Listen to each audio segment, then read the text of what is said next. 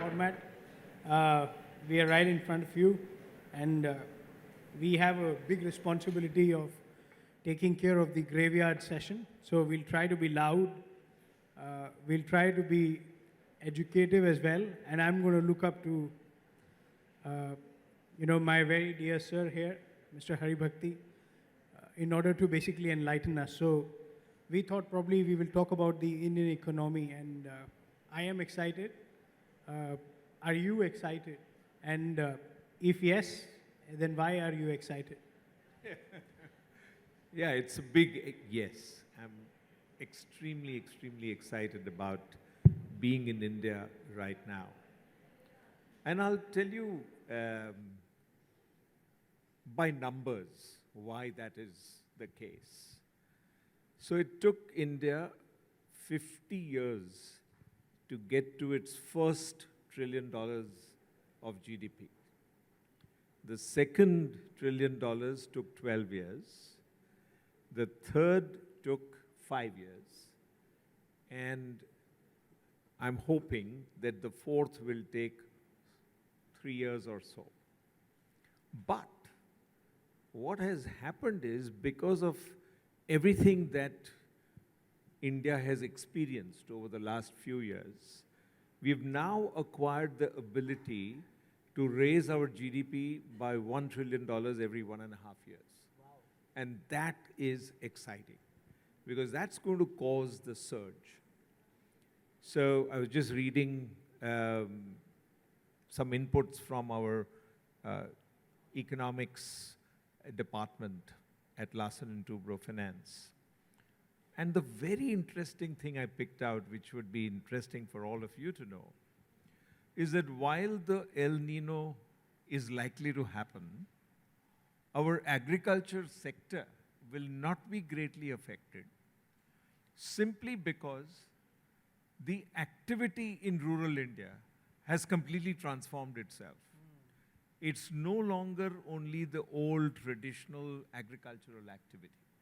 There's a whole lot of FMCG thrust there. There's a whole lot of entrepreneurial thrust. There's so much of microfinance going in. There's an amazing surge of activities relating to water and relating to sanitation and relating to all the new infrastructure that is coming up like almost every day.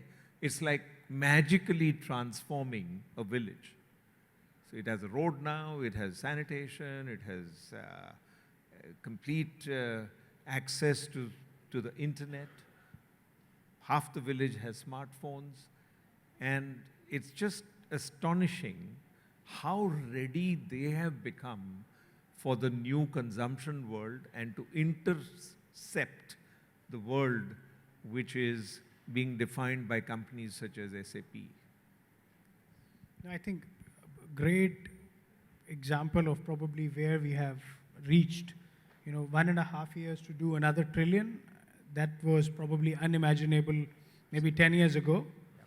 And I want to take this segue of when you said even if the El Nino takes place, when was the last time we were not thinking that there are going to be problems in the agricultural sector if the El Nino takes place? But this time around, you're saying the infrastructure has reformed so much, whether we talk about the river linking projects or we talk about, the state's water sharing formula. And that brings me to a point which is called link. And, if I talk about that, if you look at SAP, we have something called as business network. So just to put things into perspective, if I want to connect with him, maybe there's social media. Let's say LinkedIn is one prominent place where I can go and connect with you. But have you ever thought between you and your suppliers, your business partners, your lawyers, your service providers, your horticulture man, your lift maintenance guy, what link do you have with him? How are you connected between his ERP and your ERP? And that's where we call it the power of business network from SAP. That's what we work on. Which gets me also to one of the things, And I'm going to be clear that you're going to be one of the pioneers, which brings us to a very powerful concept of ONDC also, which the government of India is trying to do. And I had the privilege to meet Mr. Koshi, who's the CEO, and Mr. Minister, Mr. Goyal himself. And they are very, very clear how they want to go ahead. So what is going to be Blue Star's role? What is going to be your role? And how do you see ONDC as a game-changing experience for India? So let me answer the last part of your question, what we are going to do at Blue Star. Basically, we are going to be very early, very embracing adapters. Because for us, it is important to open up our link, as you call it, to the customer, wherever that customer we can find, and whatever may be the convenient track on which that link can be made. So that's the Blue Star position. But in general, what I am noticing is that because of the digital infrastructure that has come into place and the way that it has been created, the multiple stacks, we first had identity and then we had payment and now we have the DigiLocker, it's astonishing that out of the 31 states of India, about 16 are already busy getting their land records digitized. So what digitization does in general is that it creates clarity so that you can look at things in perspective and you can look at them clearly. You can look at them in the shining daylight, so to speak.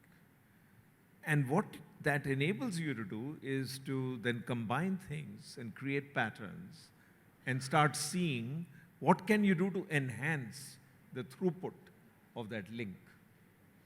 And that is what is going to be enabled by ONDC. ONDC, I'm chairman of a company called Protean, which was the first investor into ONDC. We made the equity commitment to ONDC way back on the first day that it was available to be done. And so we've followed the course of what it is doing, and it's exceptional.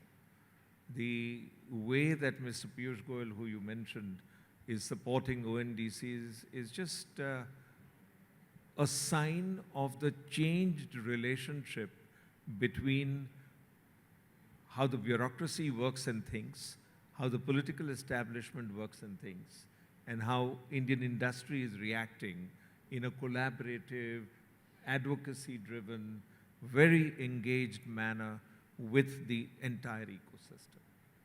That is setting us apart.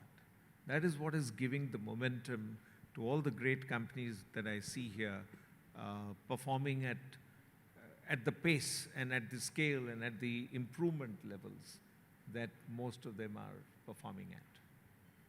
No, I think wonderful. And since you picked up your own example of being on board of a company, you are on board of so many companies, and I think Hoshi tried to recall a few.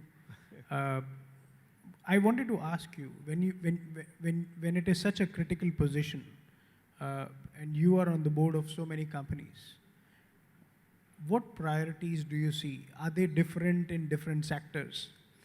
Are they different in different communities? And let's say from an IT perspective, since you picked that point up, from a technology perspective, do you think people can now stay away from technology for a long time? Or is it's not a luxury anymore, it's a must-have? Absolutely. So what's your view on this? No, I think it's a given. Every company is fully engaged with technology. And you'll be happy to hear that of the 7 boards that I sit on, 6 of them have got SAP.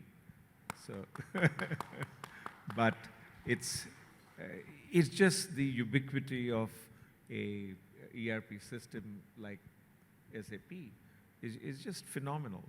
And the value it gives is just in what I mentioned a little while ago. It helps us to get single points of truth. I want to be sure when we are looking at aggregated data that what we are going to take a decision on is something that is reliable. And I'd like to bring another thought into this ecosystem, if you like. You know, the whole way accounting is being done, but particularly auditing is being done, is moving out of its traditional modes completely. Accounting is increasingly going to be an ecosystem construct as opposed to a single entity driven construct. So for example, why is it not conceivable that the most efficient, effective accountant of tomorrow is the banker? Which is where the world is going. You know, the adversarial relationship between a banker and the customer can be suddenly turned on its head if the single moment of truth is available to the banker right there, because they are involved through their super app in terms of extracting the data that they need to make all their decisions. So that's a future which is not too far away. But look at auditing. As we interact with the regulatory system, we find that the dependability for credit, for regulatory intervention, for asking the right deep questions, for sending the right notice, is not on internal company data as much as it is data that is out on the internet about the company. So what is thought to be more reliable? It is a GST footprint. It is the EPFO footprint. It is the footprint on digital India, on the India stack. All of these are getting multiplexed. And that is what is giving everybody in the whole financial system an ability to realize that there's no place to hide. It's better to comply. It's far superior to have high quality systems which, when looked at from outside in or inside out, will give the same result. And that is transforming the way boards are thinking, audit committees are putting in place the way auditing ought to be done. And indeed, the CFO function is transforming to make sure that it is in tune with all of these changes. We are a cloud-first world. We are a digital-first world. We are now also becoming an AI-first world. Because, as Peter Diamandis says famously, in 5 years from today, there will be only two categories of companies. One which has fully embraced AI, and the others which don't exist any longer. So that's the way that things are being taken over by tech. And it's not as if tech is taking it over. It's also that boards and CXOs and company people are all finding it so empowering. Sure. And there's a big value to immutability, right? If you're sure that what has gone into the system will remain as it was meant to be forever through its entire course, it has huge value. And that's why we are beginning to see the spread of blockchain coming in very big way in corporate India. So it's all tech, but it's tech and human resources which are coming together. Yeah, so what I believe is there's a lot of burden on our shoulders as a technology company to ensure that we are empowering all of you in the coming time with the help of AI or technologies like blockchain. And since you mentioned it, if I get into the supply chain area of it, it's very easy for me to say I work with supplier X, but do we have any idea in the room, do you know who is his supplier? Yeah. Or for that matter, who is his supplier? And that's a tier 1, tier 2, tier 3, tier 4 opportunity which is there on the table. And I think SAP has given a solution on blockchain which can help you understand the tier N visibility, if I may say so. In order to say that Blue Star would claim, I am a sustainable company, but if my suppliers are not sustainable, What good is it? what good is it? So I think that's a lot of onus on us. So when you talk about blockchain and AI, and I think a lot of it is getting embedded into SAP systems now. What role do you think it's going to play in your organization? And what are your 3 key messages for the people out here, for them as a takeaway, when they go back to their company working again? Fantastic set of issues you have raised, and I'll just answer one by one. The concept of scope 3 tracking is beginning to dawn upon corporate India. Because as you very rightly said, it's not enough for you to shut the lights out and use renewable power inside your offices and all of that. It's important that together we get engaged in absolute reduction of the carbon footprint. And that can happen only if you're tracking scope 3. And there's a way to track scope 4 and 5 and 6, which we will not talk about because this is not a session on that. But without a blockchain and without, for example, people are working with the idea that a product which is coming in should not be expressed only in terms of the monetary value of the product, but in terms of the carbon footprint that it will entail if you were to make it an embedded part of your constructed or your output.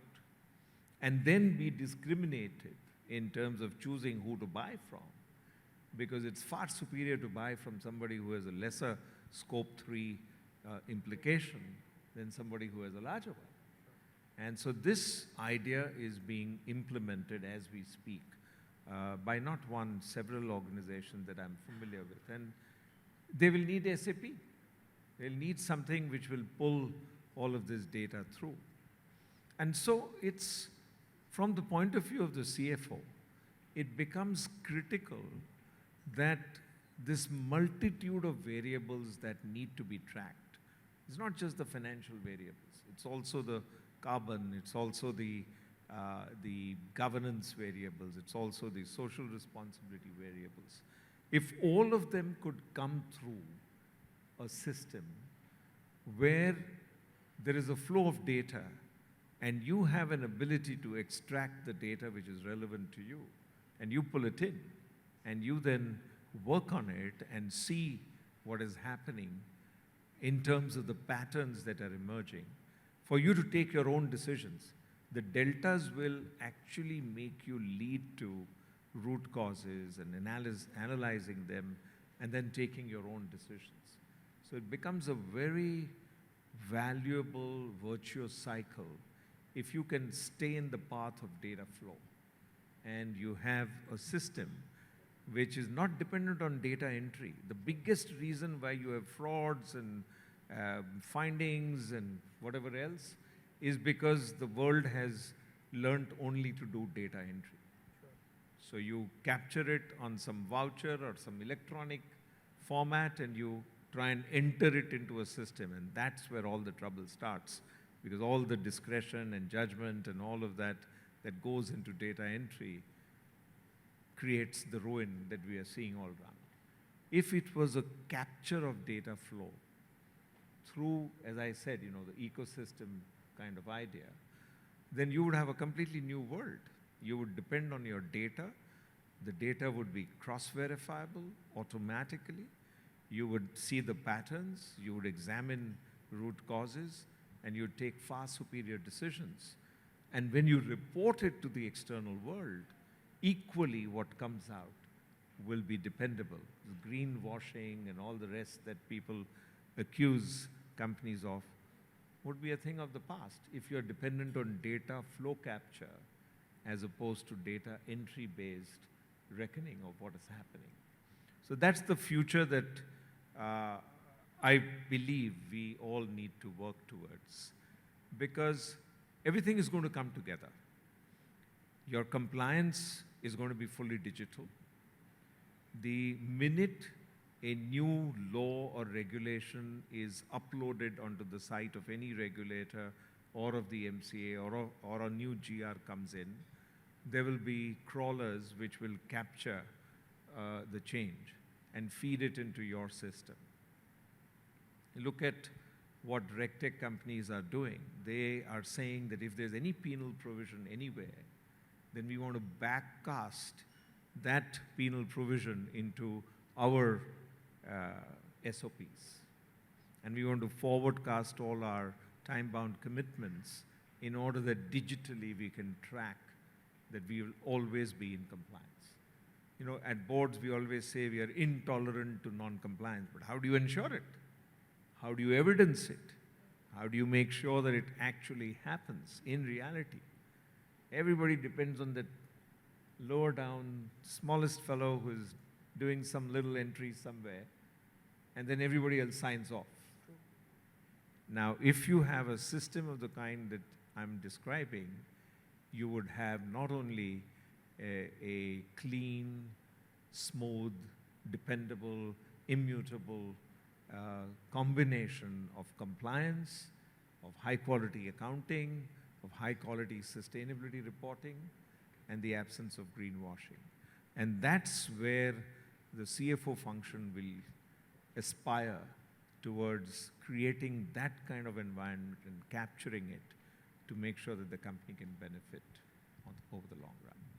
And that's my message, that let's think about the ecosystem, let's think about tech, let's think about RegTech, let's think about all of these connected issues so that we can create a better, safer future. No, brilliant. I think, my takeaway is, and I love that power statement by you, that the world has reached a place where we have just tried to do data entry, even after so many years. But so I guess the takeaway personally for me is that the rise of technology is inevitable, but it has to be purpose-led. It has to be, taking the nature along, or let's say the ESG initiatives, which you have talked about. So I have 1.5 minutes on the clock left. Any questions from the audience? If somebody wants to ask a question, we would be happy to take that up. Otherwise, Mr. Haribhakti is going to be there in the audience, and you can find time to interact with him. Any question? We have time to just take 1 minute, one question, if somebody wants to ask a question. All right, all good. I think we were quite enlightening itself, and there are a lot of lights also on us. So thank you, Mr. Haribhakti. It was wonderful speaking to you.